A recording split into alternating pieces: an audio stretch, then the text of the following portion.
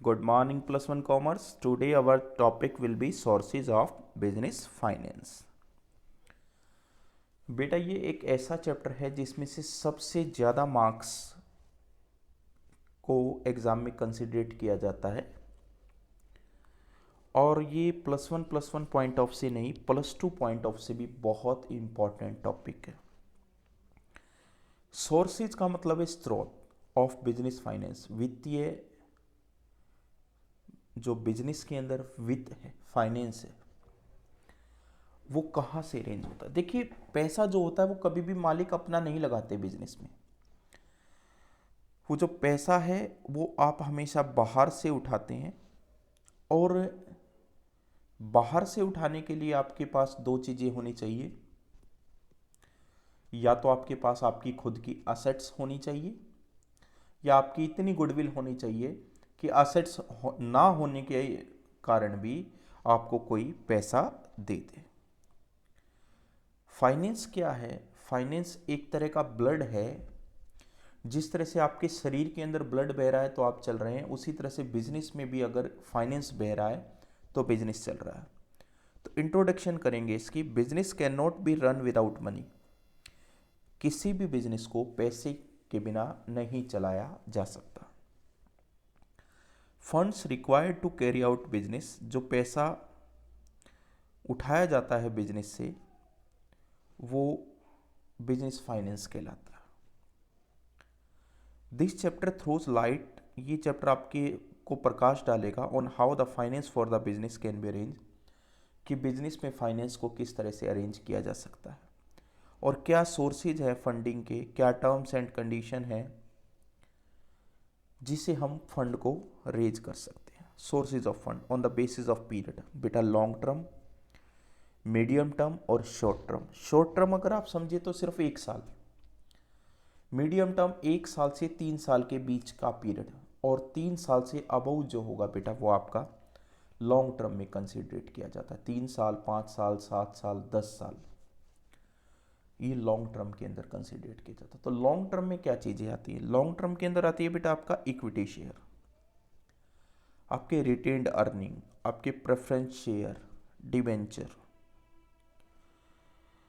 Loan from financial institution. और medium term में loan from bank हो गया, पब्लिक डिपॉजिट हो गई, लोन फ्रॉम फाइनेंशियल इंस्टीट्यूशन हो गया। आप दोनों जगह यहाँ पर इसको देख रहे हैं बेटा। ये 3 साल तक का है तो ये मीडियम है, और यदि अगर आपका 3 साल से अबव है तो ये आपका लॉन्ग टर्म हो जाएगा। शॉर्ट टर्म में आपके ट्रेड क्रेडिट आ गए, फैक्टोरिंग आ गई, बैंक्स आ गए, कमर्शियल पेपर्स आ गए।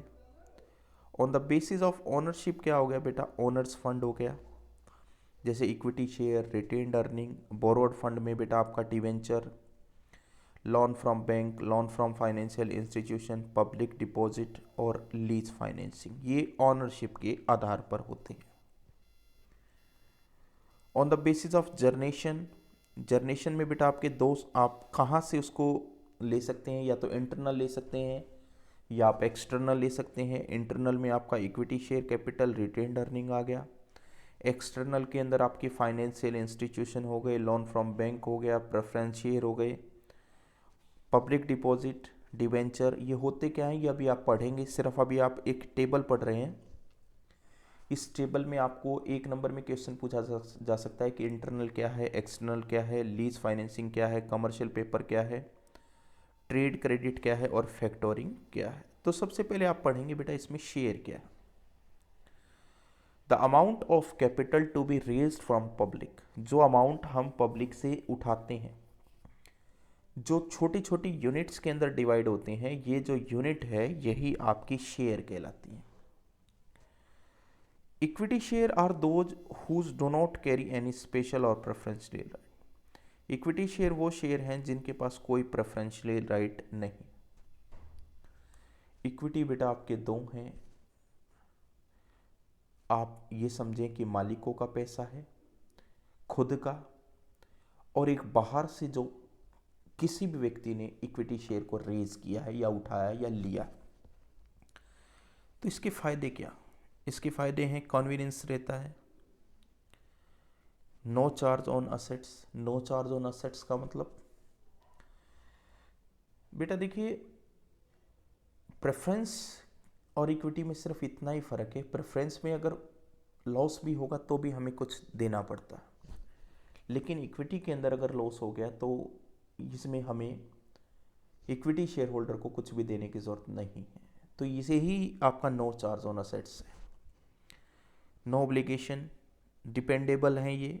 ग्रोथ एंड एक्सपेंशन, जो सबसे बड़ा फ़ायदा है बेटा वो है इसके अंदर ग्रोथ ज़्यादा है, प्रॉफिट अगर ज़्यादा होता है तो ज़्यादा ही उसे मिलता है। लॉस क्या है? लॉस, सीधा सा लॉस बेटा ये है कि लो डिविडेंड, कम डिविडेंड मिलता है इसके अंदर। अनसर्टेन होता है भाई, मिले मिले ना मिले ना मिले। अनबैलेंस्ड ग्रोथ, अब एक साल तो आपको 10,000 रुपये मिल गए लेकिन अगले साल आपके 2,000 रुपये रह गए, तो ये अनबैलेंस्ड ग्रोथ है। और मिस यूज़ एंड स्पेकुलेशन, सट्टेबाजी में इसमें सबसे ज़्यादा नुकसान हो सकता है। अच्छा, डिबेंचर की बात करें तो डिबेंचर क्या है? ये बोरोड फंड है कैपिटल का जो लोगों से उठा रखा है। It is an acknowledgement of date. डेब्ट का एक्नॉलेजमेंट का मतलब है ये लिखित के अंदर होता है, और डिवेंचर को डेब्ट कैपिटल के नाम से भी जाना जाता है। टाइप्स ऑफ डिवेंचर हो गए secured, redeemable, convertible, registered, unsecured, irredeemable, non convertible और बियरर। ये आपके टाइप्स हैं डिवेंचर के।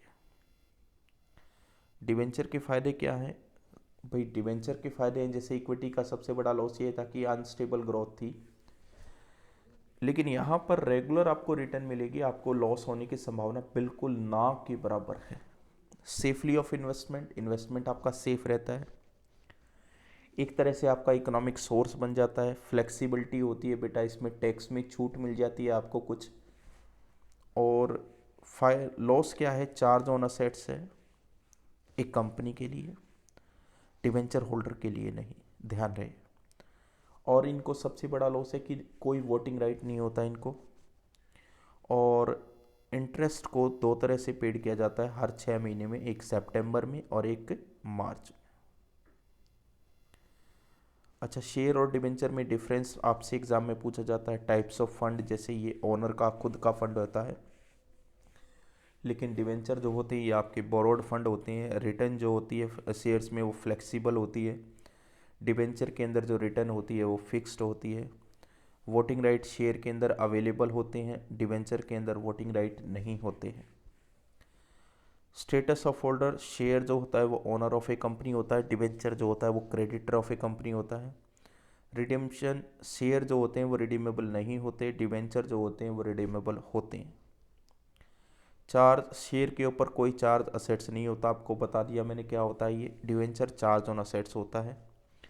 डिग्री ऑफ रिस्क, शेयर में हाई होती है, डिबेंचर में लो होती है। Refers to the unsecured deposit invited by the companies from the public, it can invite for a period of 6 month. ये 6 मंथ या जो पब्लिक डिपॉजिट है बेटा, अगर मैं पब्लिक डिपॉजिट की बात करूं तो ये अनसिक्योर्ड डिपॉजिट होते हैं। ये 6 महीने से लेकर के 3 साल तक लोगों से मांगे जा सकते हैं। और public deposit can not exceed 25%। ये बात आप याद रख लेना, जो पब्लिक डिपॉजिट होते हैं वो 25% से ज़्यादा नहीं हो सकते। फ़ायदा सिंपल होते हैं बेटा, इकोनॉमिकल होते हैं, असेट्स पे कोई चार्ज नहीं होता, कंट्रोल नहीं होता कोई लॉस पर। डीमेरिट, अनसर्टेन होते हैं, टेम्परेरी फाइनेंस होते हैं, अनसुटेबल फॉर न्यू कंपनी, नई कंपनी के लिए बिल्कुल भी क्या नहीं होते, सुटेबल, अनसुटेबल नहीं होते। Lease financing, A lease is a contractual agreement. जो एक लीज होती है वो एक कॉन्ट्रैक्ट एग्रीमेंट होता है, whereby the owner of an assets, जो एक ओनर होता है असेट्स का, ये राइट देता है अपना कि आपको आप उसकी असेट्स के नेम को आप यूज़ कर सकते हैं, आप उसकी लैंड को यूज़ कर सकते हैं, और उसके बदले में आपको क्या देना होता है, उसको रेंट देना होता है।